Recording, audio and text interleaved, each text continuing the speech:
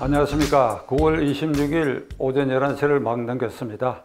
1시간 전쯤 이재명 대표가 영장실질심사를 받기 위해서 그가 이번에 있었던 녹색병원에서 이 서울중앙지방법원으로 출두하는 장면을 여러분 아마 뉴스로 보셨으리라고 생각합니다. 그는 지난달 31일 단식 선언한 이후에 24일째가 되는 어제 당신을 중단하고 몸을 추스려서 오늘 영장실질심사에 임한다, 이런 발표를 했습니다. 제가 집에서 뉴스를 지켜보고 왔는데 김영삼식 단식을 했다고 한다면 얼굴이 그렇게 뽀얗게 이렇게 살이 이렇게 찐 모습이 될 수가 없습니다. 얼굴이 거무튀튀하고 뭐 그렇게 변할 뿐 아니라 서서 걸을 수가 없습니다. 그런데 저건 이재명식 단식인데 이건 가짜입니다. 제가 가짜라고 누누이 얘기한 것은 투명하고 공개된 장소에서 그리고 모든 게 투명하게 이루어져야 되는데 김영삼식 단식을 했다 그러면 만 23일째에 그의 인사불성 상태에서 링거를 꽂았습니다. 근데 이재명은 18일 날 링거를 꽂았다는 겁니다. 그러니까 그의 말대로 단식을 했다 하더라도 9월 18일 끝난 겁니다. 그런데 뭐 어제 24일 끝났다. 그러니까 이게 가짜 단식이고 가짜 소동이고 병상농성이라고 볼 수 있는데 우리는 이 가짜 단식을 통해 가지고 제가 말씀드리는 가짜 단식을 통해 그의 인격과 인성을 엿볼 수가 있습니다. 이게 지도자의 모습입니까? 어찌됐건 간에 가령 열흘을 하더라도 공개된 자리에서 투명하게 아주 처절하게 했어야죠. 안 하잖아요. 이 가짜입니다. 그리고 오늘 제 발로 걸어서 가고 있어. 이거 도저히 김영삼식이면 상상할 수 없는 일이다. 그러니까 이런 가짜 인성, 이런 가짜가 야당 지도자고 공천권을 갖고 있다 하는 오로지 그거 하나로 민주당 의원들을 포로로 볼모를 하고 있다. 제가 오늘 이 자리에 앉을 때까지 어제 저녁 때부터 SNS나 제 뭐 아는 사람들로부터 전화도 많이 받았습니다. 오늘 구속영장이 발부되겠느냐? 근데 그 질문에는 반드시 발부될 것 같은데 혹시나 하는 그런 우려를 담은 질문들이 거의 대부분이었습니다. 저는 오늘 이 자리에서 단호하게 제 의견을 말씀드리겠습니다. 하늘이 두 쪽 난다. 대한민국 하늘이 두 쪽 나는 날에 있어도 이재명은 오늘 구속된다. 이재명이가 구속 안 되고 영장이 기각되면 그건 대한민국이 아니다. 우리가 대한민국을 포기해야 된다. 뭐 단순히 사법부가 망가졌더라도 이런 차원이 아니고 대한민국을 우리는 포기해야 된다. 그 새로운 대한민국을 따로 어디서 만들어야 된다. 이게 제 소신입니다. 첫째 이유로는 이재명 자신이 오늘 그가 구속될 수밖에 없다는 걸 예언을 했어. 예언을 했다는 것은 자백한 거나 마찬가지. 아, 나는 구속될 것이다. 그렇게 될 수밖에 없다. 이미 예언적 자백을 했어. 그러니까 구속될 수밖에 없지. 그것만 갖고도. 2017년 이명박 박근혜 전 대통령의 특검 수사를 받고 이제 영장실질심사를 받게 되고 영장이 청구된다고 하는 그 무렵에 그는 공개적으로 이렇게 얘기를 했어요. 중대범죄를 저지른 사람들이 이명박 박근혜, 중대범죄를 저지른 박근혜 이명박 전 대통령이 모든 것을 부인하고 있으니 이는 증거인멸의 우려가 있기 때문에 즉각 구속해야 된다고 얘기했어요. 어떻습니까? 어떻습니까? 시청자 여러분. 이게 자신을 두고 한 얘기 아닙니까? 6년 뒤의 자신의 운명에 대해서 이미 6년 전에 그렇게 얘기했어요. 이렇게 중대한 사건, 이명박 박근혜에 버금갈 만한 이런 중대한 사건을 너덜너덜하게 지고 이고 증거인멸을 획책하고 그런데 구속이 안 돼? 말이 안 되지. 그러니까 그는 오늘 양심적으로 한다면 법정에 출두해가지고 재판장님 저 드릴 말씀이 없습니다. 이렇게 하는 게 그 정직한 겁니다. 뭘 또 변명을 하고 뭐 경기도 이 부지사가 지 마음대로 했다, 뭐 백현동 사건도 건설교통부의 압력에 의해서 했다, 이런 허황된 소리 하지 말고 6년 전에 자신이 예언했던 그대로 잘 판단해 주십시오. 저는 할 말이 없습니다. 이렇게 나와야 되는데 나중에 어떻게 나왔는지 이제 뉴스 속보를 보면 알게 될 것입니다. 민주당의 강경파들은 이 영장실질심사를 담당하고 있는 부장판사에 대해서 이 압박을 엄청나게 3일 전서부터 강화해 왔습니다. 우선 김이겸 의원이라는 사람은 영장 담당 판사 유 부장판사와 한동훈 법무부 장관은 대학 동기고, 그러니까 이게 영향력을 미쳤을 거 아니냐, 이런 걸 아주 공개방송에서 얘기를 했어요. 법무부의 해명에 나왔습니다.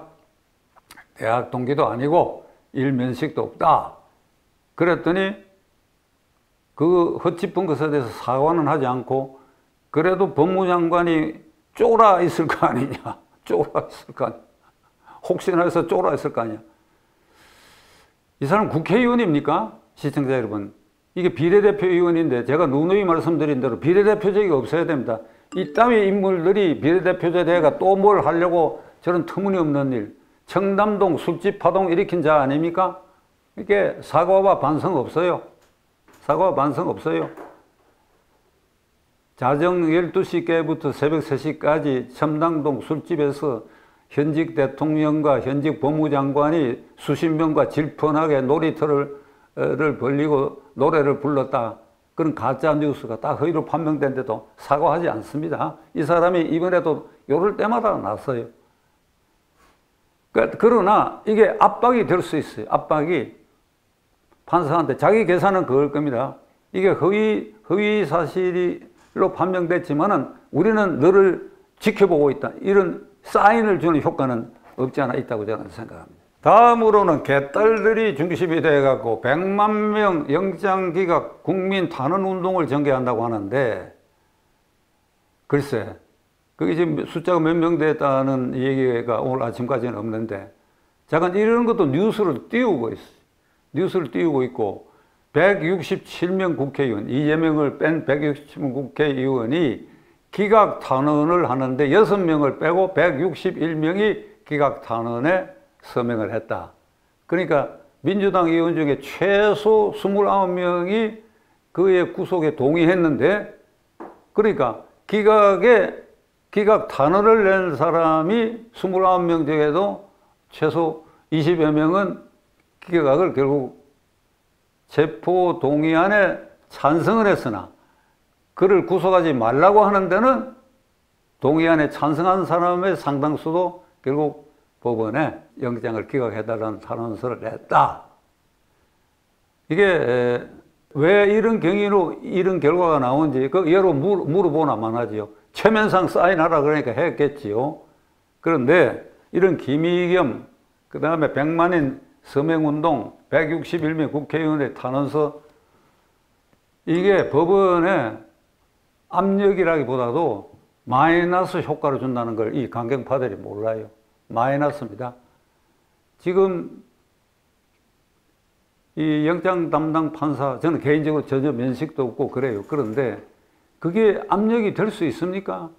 아마 법원의 그 담당자 또 영장 담당 판사 알 수는 없지만은 뉴스를 완전히 차단하고 안 보는지는 모르겠으나 아마 보리라고 생각하는데, 너희들이 무죄 자신이 있으면 이따위 짓 안 하고 조용히 있을 거 아니냐, 이런 얘기가 오히려 더 상승할 가능성이 있어.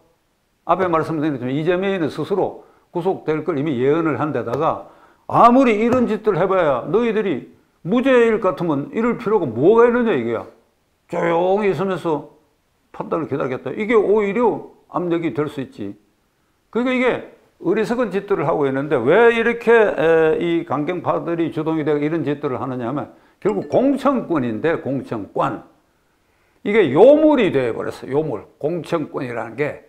어제도 말씀드렸지만 이재명이라고 하는 자연인은 당 지도자로서 하나도 존경할 구석이 없다. 좀 외람된 얘기지만 존경한다면 24일 단식하고도 끄떡없이 견뎌냈다. 이거 존경할 만한 사유가 되지요. 그가 김영삼식 단식을 했다고 가정을 하고 24일 어제까지 하고 오늘 걸어서 나올 정도면 그건 보통 체력과 정신력이 아니지요. 그렇다면 그건 존경할 만한 일이 되지. 그러나 어쨌든 국회의원 한 번 떨어지고 성남시장 2번 하고 경기지사 하고 대통령 후보 되고 또 국회의원 나오고 그리고 당대표까지 되는 이 저력을 보면 이해찬 전 대표 말대로 간단치 않은 녀석이야. 그렇습니까? 그래서 존경합니까? 간단치 않은 녀석이라고 그런 얘기를 했어요. 그래서 존경합니까? 아니지요. 공천권이지 오로지. 감옥에 가더라도 공천권 행사하겠다 이렇게 나오니까. 그 대표적으로 중랑구의 추미애 전 장관 전 의원이 5선을 했던 그 선거구에 지난번에 3년 전에 문재인 정권의 마지막 대변인을 했던 고민정 씨가 거기 나와가지고 국민의힘당 오세훈하고 대결해가 고민정 의원이 당선된 그 지역에 다시 고토를 되찾겠다. 그게 추미애 전 의원이 거기에 이제 공천받기 위해서 한 달 전에 이재명 대표는 외롭게 홀로 이 깐디의 길을 가는 성자다운 모습을 보이고 있다. 그 누가 그랬어? 추미애 씨 눈에는 이재명이 깐디처럼 보인다는 거죠. 그 이번에 어제 그저께는 체포동의안에 동의한 자들은 친일파 매국노고 밀정과 같다 이렇게 얘기했어요. 밀정. 그 제가 어제 말씀드렸죠. 이거 절대 우리가 이게 그냥 흘려버릴 얘기 아니고 반드시 책임을 물어야 된다고 얘기했습니다. 그렇게 해서 공천권을 갖는 이재명이 교도소에 가더라도 아 여기에는 나에게 이렇게 충성하는 추미애가 있다 이 생각을 심으려고 한 것 같은데 어제는 그 공천이 뺏길까 두려워한 고민정 의원이 공개적으로 나서서 이재명 대표는 증거인멸이나 도주 우려가 없는데 구속하려고 한다. 이럽디다. 시청자 여러분. 그러니까 이 일에 이 이재명 파동의 근본에 난 결국 공천권이라는 게 이게 도사리고 있는데 이게 요물이 돼요. 그래서 요물. 아주 요사스러운 물건이 되어버렸어. G20국가, 중국을 뺀 G20국가, 그리고 G7 국가에 실제로 등극하고 OECD 가맹국 30여 개 국가 중에서 자유민주주의를 표방하는 나라의 제1야당의 대표가 이런 꼴로 나라 정치를 어지럽히는 거 오금이 저릴 정도로 창피하고 부끄럽고 이런 국력 낭비가 없어. 그 따지고 봤더니 국회의원 되는 그 공천권 거기에 목줄이 걸려 있다. 어떻습니까? 국민이 되찾자. 국민이 공천권을 뺏자. 이놈들이 갖고 있는 이 공천권을 우리가 뺏어야 돼. 여야 간에 뺏자.